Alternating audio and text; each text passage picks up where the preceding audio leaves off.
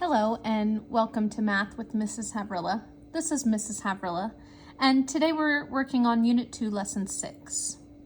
Today in this new section we started to show the connection to division and multiplication of a whole number by a unit fraction. So for example, we started in our last section by doing 3 divided by 2, and that gave us the fraction 3 halves, or 3 over 2. But then today we talked about how that can also represent 3 sets of 1/2. So we're going to go ahead and get started into our problems. Number 1, Taylor and Chad ran a 7-mile relay race as a team. They each ran the same distance. Select all the expressions and diagrams that could be used to find how much each runner ran if each square mile represents 1 mile. So the information I need to know is how many people there are, and it is Taylor and Chad. So above that, I'm just going to write 2 people. And then I also need to know how far they're running. They're running 1/2 mile.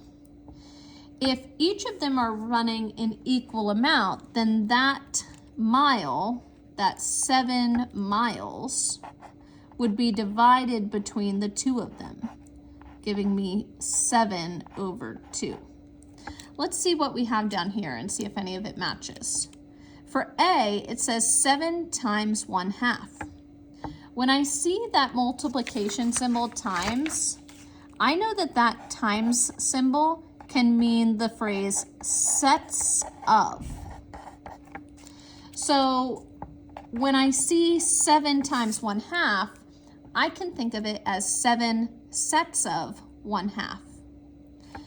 Well, if I know that my answer is going to be 7 halves up here, then 7 sets of 1/2 would be the same. To prove that, I would do 7 times 1, or the whole number times the numerator, to get 7. And then my denominator would stay the same, 7 halves. A is correct. When I look at B, they're doing division, but they're dividing backwards because we already determined that it's the miles that are being split up. So the miles have to be the dividend, or the first number. But what they did for B is they put Taylor and Chad as the first number. So it's as if they're dividing up Taylor and Chad across all 7 miles of this race, and that just doesn't make any sense. So we're going to cross out B. For C, I have 1/2 of 7. So when I do multiplication, I know that I can multiply my factors in either direction. I can multiply the first number times the second number. So for example, if I had 2 times 3, I could do it as 2 times 3 equals 6, or I could do it as 3 times 2 equals 6. Both of them equal 6 because I can flip my 2 numbers back and forth. The same is true if one of the numbers is a fraction, but this time when the fraction is first, it's sort of representing that I have only half of 1/7, 1/2 of 1 of 7. So each child, Taylor and Chad, are each going to be running 1/2 of the 7 miles, which is the reverse of A, so it is also true. And it would also equal 7 halves, because 1 times 7 is 7, and the denominator stays the same. When I look at D, I am going to count how many of these pictures I have. I have 1, 2, 3, 4, 5, 6, 7 of them. I can think of them as my 7 miles, and each of the 7 miles is being split in half. So this does represent 7 miles being split in half for Taylor and Chad. And then on the second one, I'm going to count again. 1, 2, 3, 4, 5, 6, 7. So this diagram actually looks identical to D. Maybe there was some sort of mistake when this was created because both of those are identical, meaning D and E must both be correct. The only incorrect answer here was B. Moving on to the back. The diagram below can be used to represent the expression 6 divided by 3. So I have 6 rectangles. All of my rectangles are split into 3 pieces, 1, 2, 3. We need to write a multiplication expression that is going to represent this diagram. So if I'm looking at just one of these 3 pieces, sorry.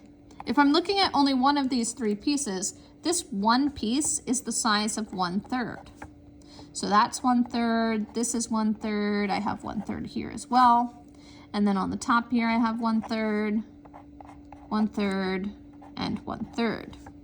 In fact, I have 1, 2, 3, 4, 5, 6 sets of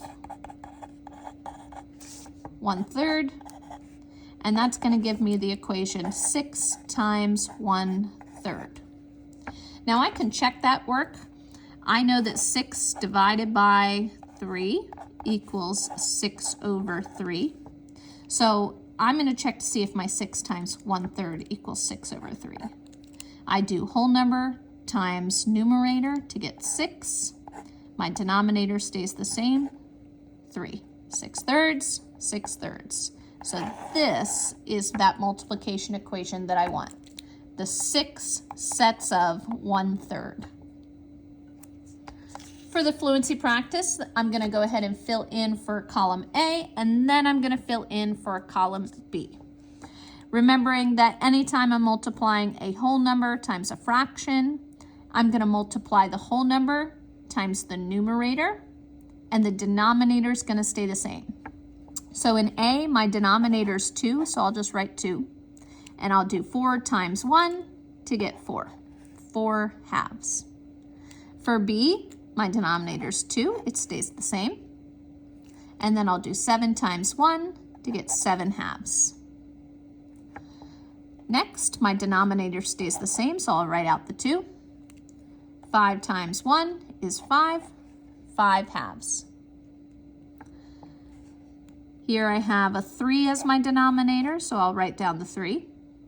And then 8 times 1 is 8/3. I'm going to write down my denominator and multiply whole number times numerator, and I get 9/3.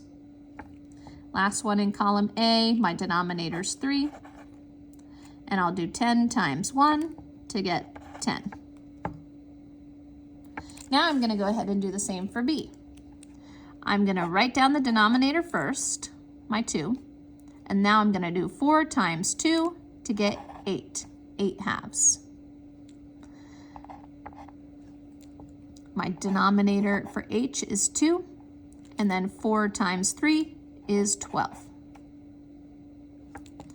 My denominator is a 2 for 5 times 3 halves, and now I'll do 5 times 3 to get 15 halves.